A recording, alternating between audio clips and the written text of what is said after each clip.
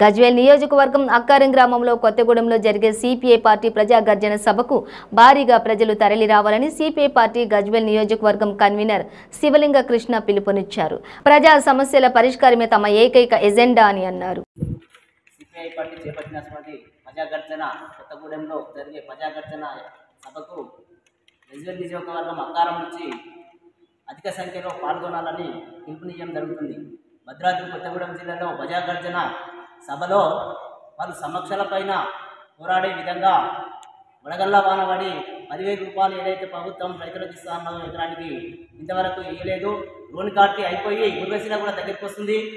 ఒక పెద్దవాన పడి జూన్ 11, 12 తేదీలలో ఋతుపవనాలు తెలంగాణకు తాగే అవకాశం ఉన్నది. కాబట్టి ఋతుపవనాలు పడి ఒక పెద్దవాన పడితే రైతులకు ఖర్చులకు ఎంబడే నష్టపరిహారం కింద వడగళ్ల వాన వారి పూర్తిగా నష్టపోయినటువంటి రైతులకు 10,000 రూపాయలు ఎకరానికి ఏదైతే ఇస్తానో రాష్ట్ర ప్రభుత్వం తక్షణమే యుద్ధబద్ధంగా 10,000 రూపాయలు ఆర్థిక సాయంగా రైతులకు అందజేయాలి.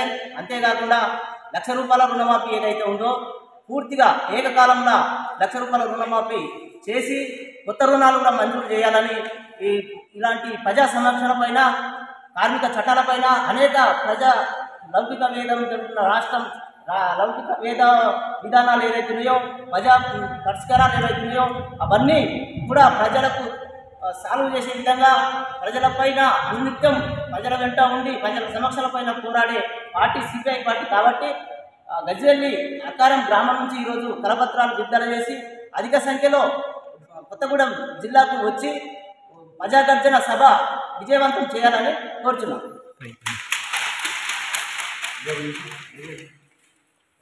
Yeah.